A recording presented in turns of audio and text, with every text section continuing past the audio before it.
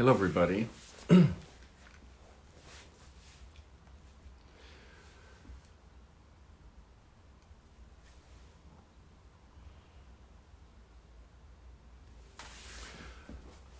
Good evening, good afternoon, everybody. Nice to see you all. I've turned off the comments, but if you have a question, you can press the box with the square and ask your question. Today, we're going to talk about time management, phrases, and tips. And hopefully, after today, you will be motivated and have a better idea of how to get more out of your day than you're currently getting. So we're going to talk about how we manage our time, and we're also going to talk about the language of planning. So it's great to have you all. So let's get right started. What are we going to talk about today? We're going to talk about, to begin with, language. We're going to look at linguistic aspects of this topic. Phrases and idioms dealing with time. Then we're going to look at a few key words or ideas. And then tips on being more efficient. Now, throughout this, if you have a question related to time management, related to language of time management, feel free to ask. I might not be able to answer all questions, but I'll try to answer all those directly related to time management. All right, let's begin. Words to describe busy. And what I noticed as I was preparing for this is that these three words, overwhelmed, inundated, and swamped, all deal with water. In other words, their first definition, their primary definition, deals in some way with water, and a lot of water, and oftentimes you're submerged or under the water. And we use this metaphor, this sort of picture of being underwater, to describe being busy. And that's really interesting. So these are water metaphors in their original sense. Now, overwhelmed is when you're buried with something, but oftentimes, the original sense, oftentimes buried underwater. Inundated is dealing with water. That's directly from the Latin, which is waves and water. And then we have swamped, which a swamp is where alligators live. A swamp, we find those in Florida in the United States, and these are where alligators commonly live. And if we are swamped, we're under or in that. So let's look at these. Overwhelmed.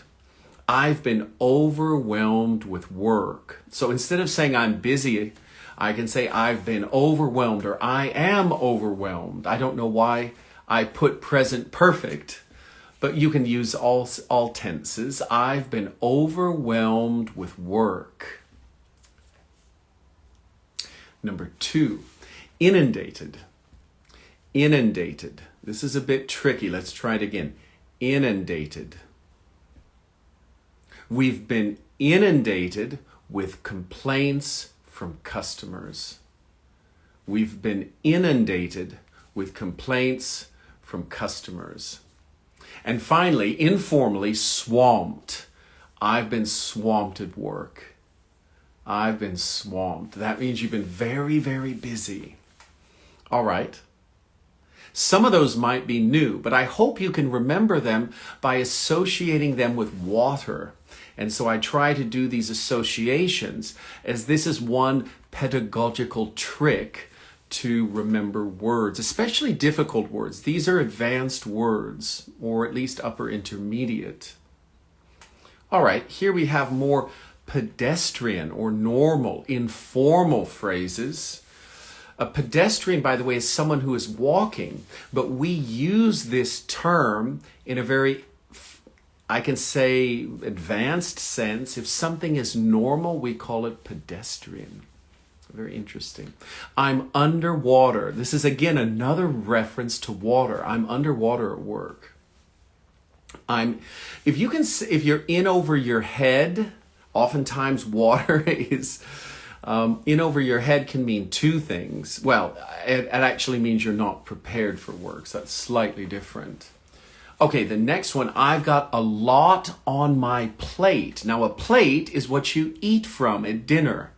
If you have a lot on your plate, that the first meaning is food, obviously. I have a lot of food on my plate. But if we're not talking about food, then you can say, you leave out food and you say, I've got a lot on my plate, meaning I have a lot of jobs or a lot of projects or a lot of things to do. I've got a lot on my plate at the moment. And number 3, he's juggling. Now, juggling is when you have 3 items or 2 items and you're juggling them. This is to juggle. Oftentimes people juggle pins. Jugglers juggle pins, bowling pins sometimes. You can see them on the street busking or performing for money. So he's juggling too many things. Are you juggling too many things? This is the question. Perhaps not, because you have found time to listen to me this evening, or this afternoon. So thank you very much. Finally, I've been slammed at work. So if you've been slammed, this is to slam. If you slam a book, you close it very hard, or you slam your hand on the table. If you've been slammed at work, it means you've been given a lot of work and you're really busy. Have you been slammed at work? I hope not. I hope not. All right, now this is more practical English on different ways of setting up a meeting or a schedule. Again, this is dealing with time and time management. So setting up a meeting, if someone asks you, when are you free? When are you free?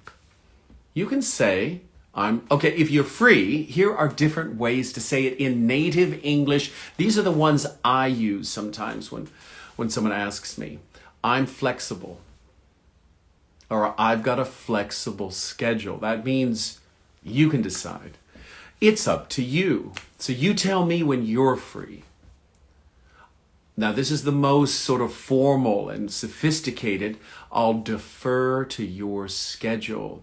If you defer, that means you will you give their schedule priority. I will defer to your schedule. In other words, you tell me when you're free. And this is a very formal way of saying it, but very nice. I'll defer to your schedule. I think a very stylish phrase. You can decide. Straightforward. You can decide. When are you free? You can decide. Let's meet. And all right, now we have when someone is asked for a meeting, and very different ways you can say yes and no. What about meeting on Saturday evening? So setting up a meeting. What about meeting on Saturday evening? I mean, some of these are very simple, but let's go from beginner, pre-intermediate to advanced. Sure, great. Both of these work. Yes, that works. Are you free? What about meeting on Saturday? Are you free Saturday evening? Yes, that works. Or yeah, that works. More informal, we're on, or it's on. That means the meeting is going forward. The meeting is on. It's on. That's on. And then finally, I have a friend of mine. He doesn't say yes. He says yes, yes, J-I-S. It's very funny. Yes, but I find myself when I talk to him spelling yes just this way. It's very funny. No, what about meeting on Saturday evening? No is, of course, very abrupt. We don't normally say no. We can say things like, that won't work. That won't work for me. In other words, I'm busy. I'm busy. Remember, we were talking about busy before. That won't work. Or that'll be difficult. That means if someone says that'll be difficult, that means they can't meet, but they're trying to be polite. That'll be difficult. In other words, it'll be difficult to meet, which really means I don't have time on Saturday evening. All right, next, I can't swing that. To swing, you swing a bat, swing. Or you could, when you're young, you go on the swing at the park. You have the swing on the part that goes back and forth. But here, I can't swing that means I can't make it. I can't make it. And that's another one. I can't make it. I can't make it. And this is a great one. So instead of saying no, because some people don't want to say no, they want to be polite and they want to meet, so they want to offer another option. Are you free any other time? That's a very gentle way of saying, I'm busy, but I still want to meet you. I'm busy, but I still want to meet. Are you free any other time? So if someone says to me, so as an American or an English speaker, if someone says I'm busy, so if I ask, are you free Saturday evening? And someone says I'm busy, then we don't meet, obviously. But it's very different if someone says I'm busy, but what about Friday night? Or what about Saturday afternoon? If someone makes the effort to suggest another time, at least in English speaking terms, it suggests there's an interest. If they just say I'm busy, it might mean they're not interested in meeting. You don't know. That's why this last question is really interesting, because it lets the person know very gently, no, very gently, but also at the same time, I still want to meet with you. Are you free any other time? I think it's a wonderful question when you're busy, especially if someone's sensitive about meeting and, having their feelings hurt. It's a very good phrase. I'm going to get to the questions, I think, at the end, rather than split up the meeting on the video. So we'll go through this and then we'll answer all the questions at the very end. So please don't tune out. I will get to them. Now, I want to talk about the second part of this live, which deals with managing your time. I'm going to talk about my personal preferences. I've had meetings recently with people who are very good at managing their time. I want to give a thanks to Paula Bujinska, who might be listening. She's wonderful time manager, and so she owns a business and very successful language school owner. And she gave me advice on how she's very efficient, and she is very efficient. She was a former student of mine, and perhaps one of the most efficient students I've ever had. She always came to class ready, answers ready, prepared. It was remarkable. She was incredibly efficient. And now that she owns her own school, I've come to her for advice. It's really interesting because I want to see what she does. And it sort of confirms what I've been doing. Now, we have two I'm going to sort of frame time management, and I'm only going to talk about work and career. I'm not going to touch on private life, relationships, personal issues. That's something I don't want to talk about. I only want to confine. Confine means to keep within. I want to confine my remarks to jobs and careers.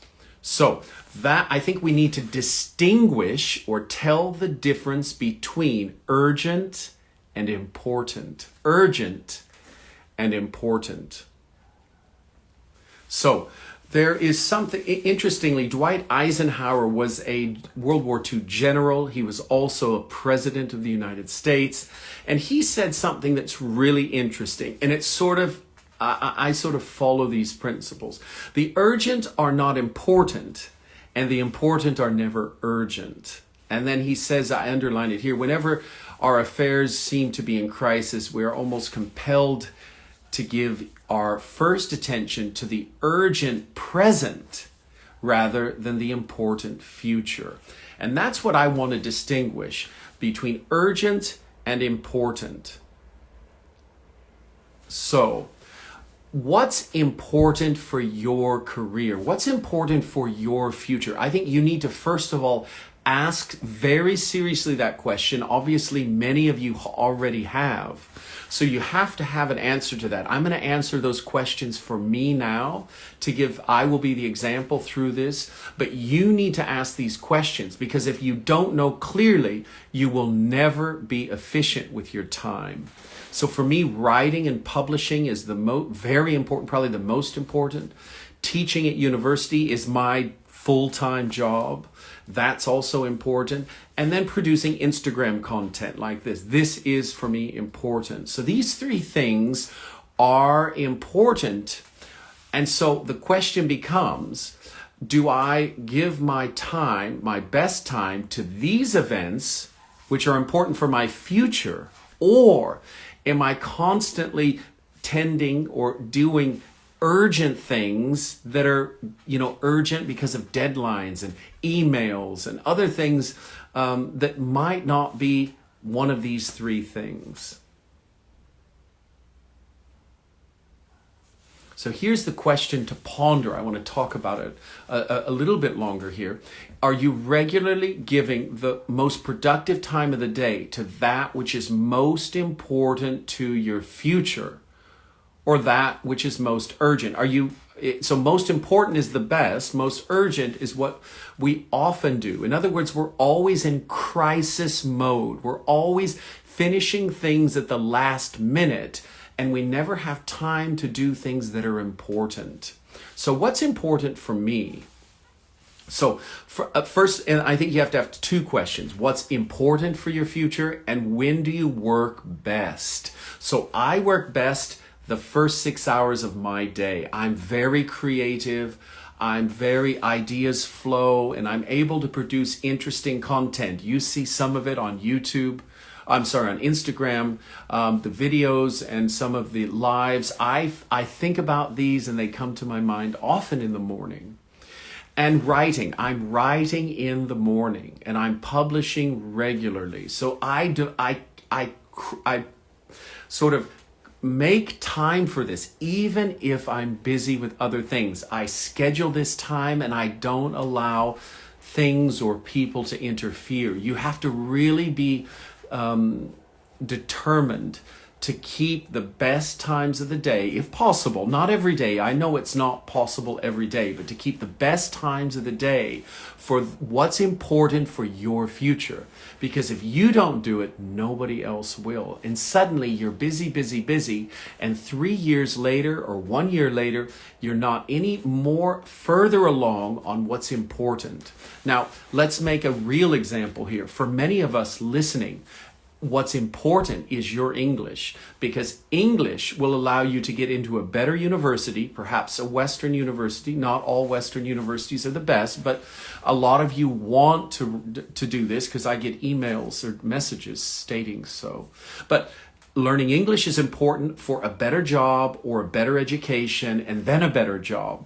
So my question is, if that's important, are you prioritizing that in your day? If it's that important for your future, then you should accord it or give it the important position in the day that it deserves. Let me tell you what 80 to 90, 95% of the people do.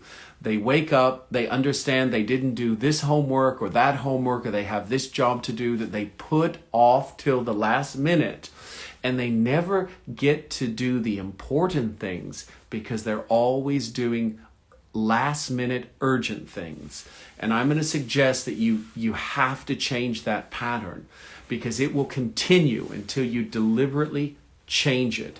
And how I do it, I just set time aside. Like today, I was going to write until 5 o'clock, 5 o'clock my time. So my live is at 7, I write till 5. Nobody interferes with that time, and I just block it out. Now, after the live in the evening, I will do non-essential, non-important things. But you have to be really determined. Your future depends on it. All right, let's look at the questions. I think we have a lot. Hello, everybody. Now, this is... Okay, we've used inundated already, so I've given that example in the slide. We have an example. Now, this is a really important question dealing with what we're talking about. I'm a last minute person. Very stressful. Any suggestions? Now, I want to tell you my story because it might give you hope. I also was a last minute person. And on top of that, I didn't do very well at the last minute. In other words, I don't work well under pressure. I get nervous and I don't focus. Some people at the last minute can focus. I can't. So there's an issue with that. So you might be really good at working under pressure, but some of us or many of us are not. I think for me, my schedule, my discipline, and I think this is discipline, occurred over time. I gradually became better because I wanted to. For me, it didn't happen overnight. I was really a procrastinator. I think I have flipped the script. When you flip the script, you completely change, well, in this case, change my schedule. I prioritize, and I think I'm very efficient today, I can say, compared to many people, because of these priorities. So my suggestion is first you have the desire, and then you take small steps to slowly flip the script, to slowly change your schedule. So if you're a last minute person, then try to set a goal to be a last hour person or a last 4-hour person. Gradually try to give yourself more time. So as I mentioned before, I told you I'm not a last minute person because I don't do well. I prepare these lives. I prepare my lectures at university well in advance. I start with a live. I've mentioned this before, but on Saturday or Sunday, I think about the idea. By Sunday evening, I have a rough outline. And by Monday and Tuesday, I have the whole PowerPoint presentation finished. And on Wednesday, I go through it. So it's very methodical. I did not always work like that. And this is important and good news for you. You don't have to be born with this. This is something you can change over time. It involves discipline. Now, discipline happens internally if you have a great desire to change. I had a great desire to change. Or it can happen externally. You become... you find someone, a friend or someone that you are accountable to. We call it an accountability partner. Find someone you're accountable to, and they can help you with this discipline. That is a great question. So my general idea, start small and improve slowly. This is an interesting question, not directly related, but can we improve our language just speaking? Yes, most definitely, but you will have weak areas if you only practice speaking. And one of the weaknesses in general that you'll have is this, I'll call it analytical. That might be unfair, but I think those who write or practice writing, or I think if they do it in a sort of academic or logical manner, have an ability to express themselves more analytically, more thoughtfully, more critically than if you're only speaking in conversations. I think that's the one weakness of only speaking. Can I use these expressions? Can I use these expressions with my international friends? Yes, you can, most of them, because they will understand from the context what you mean. Now, this is an interesting one. Can I say I'm not flexible? We don't say that. We don't say, in fact, the word is I'm inflexible. Now, inflexible has two meanings. One, if physically you're inflexible, you need to do yoga. But if you're not flexible, I guess you can say it. You can say it in this way. Unfortunately, my schedule this week is inflexible. I have an inflexible schedule this week. But if you say that I'm inflexible, that's not a compliment. And people don't want to probably meet you if you're permanently inflexible. If you're temporarily, for a short time, inflexible, that's okay. And you can mention that. Unfortunately, I've got an inflexible schedule this week. Someone's asked about an interview. I want to give a live or some videos on interview language. I have a lot to say about interviews, and I think we're going to do a live devoted to interview practices and techniques.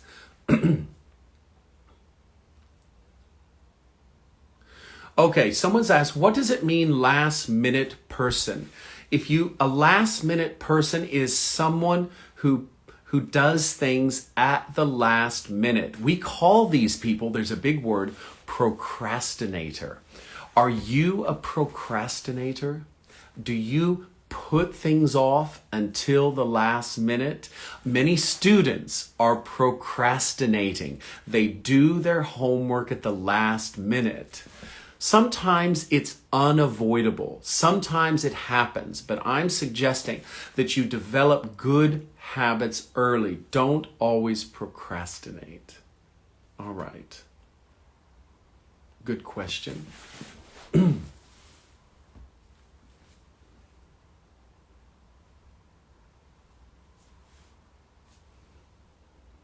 I will save the live. Okay.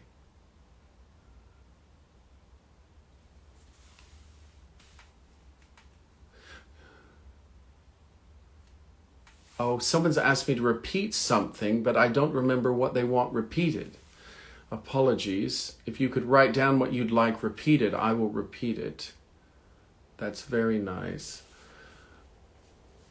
Hans, thank you, Landa.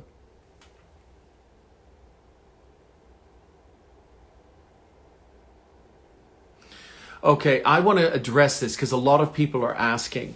I am planning to start a YouTube channel very soon. It's been an issue of time, but recently I've been advised to put my IGTV videos on YouTube as a start. But I plan to do regular, longer YouTube videos, and I'm super excited about it. So thank you for that encouragement. It is coming. I guarantee, I promise you it's coming, and I'm looking forward to it. All right. Oh, this is very nice. Safi Nazarene, thank you. Write me individually and I can give you suggestions.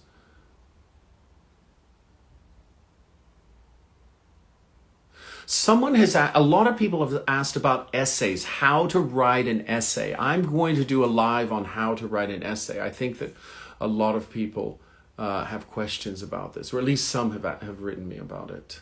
Thank you. All right, I'm looking for...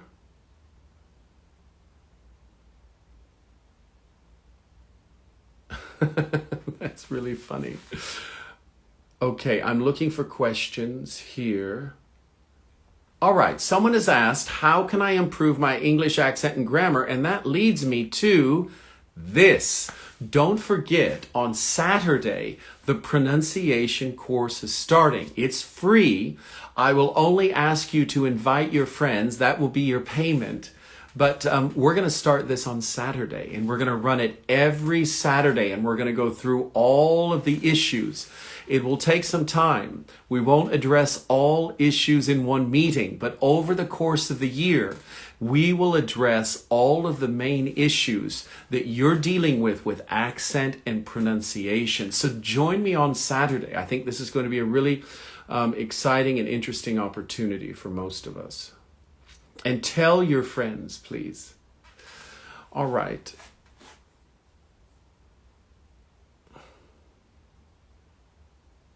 I'm seeing if there are any more questions related to time management.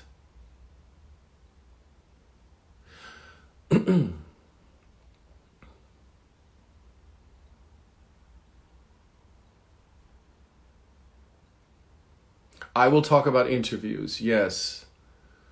I'm just going through the questions. I'm trying to see any I haven't addressed, dealing with this. Now, this is a great question. If you talk to most successful people, I'm talking now about maybe I'm talking about business leaders in the United States, not everybody. I've just been watching a lot of YouTube videos, interviews on business leaders in the United States, and we call them CEO, the Chief Executive Officer, or the President.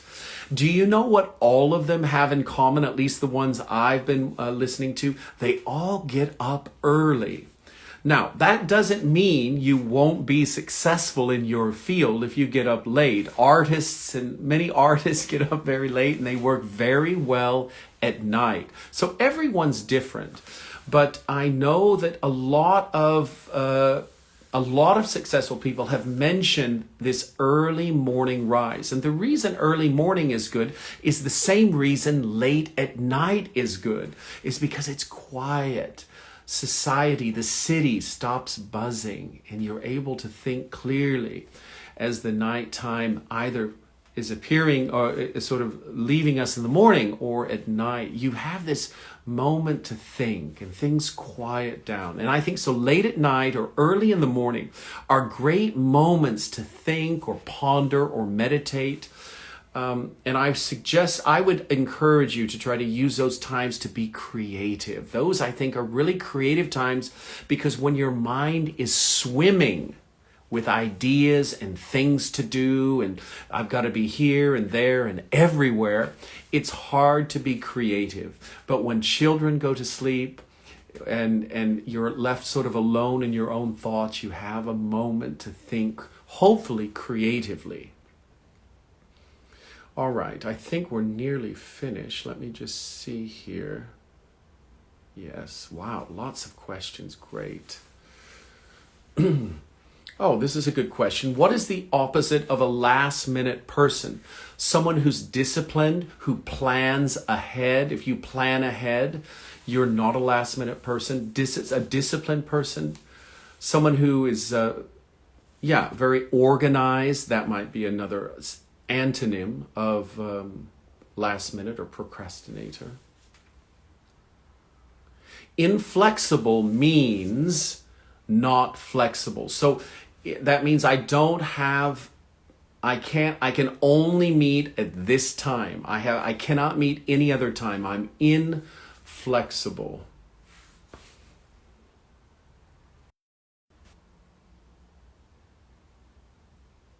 Oh, nice. Executive assistants. I think it's Rabia. Thank you. I would love to talk to you about that. Executive assistants. The time of the pronunciation course is found in the first post. Someone's asked about the time on Saturday. Look at the time. It's the second slide on the first post. And I think we're near the end. I just want to say to all of you, if I haven't been able to answer your question, I apologize. Let me just see here. Someone's asked a good question. This is related to time management. How many hours do you think we should sleep and study? I think you should sleep as much as you need, which for most people are 7 or 8 hours. I honestly have been struggling to do that recently. But in general, I've always slept well, and that has been really important for my ability to think and study effectively. I would encourage you to prioritize good sleep.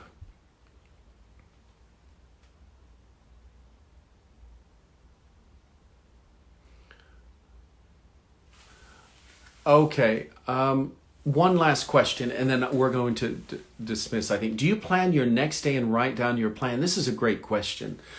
I've recently changed from pen and paper to online. I have an app that organizes my schedule, but all of the to-dos are mainly done in the evenings. I try to keep all important things. I know what the most important things are because there are only 3 of them.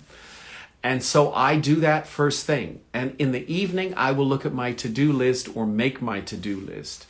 But during the day, I know what's most important. Writing, creating content, or creating new articles, ideas for articles, or a book I'm working on, and teaching. Those are the 2 or 3 most important things. Everything else, I try to move to the evenings when I'm a little bit tired, and it doesn't require a lot of thinking. All right.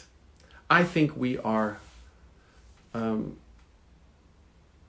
finished. Someone's Now, this is a really good one on Omadia Latte, I think, about a PhD proposal. Write me individually. I'll talk to you about that. I want to thank you all for a very good meeting. And don't forget that we have these meetings every Wednesday at the same time. So I will see you all next Wednesday at the same time. New theme. Invite your friends. Let them know about it. And maybe I will see some of you on Saturday. So have a great week and see you Saturday or Wednesday. Bye-bye.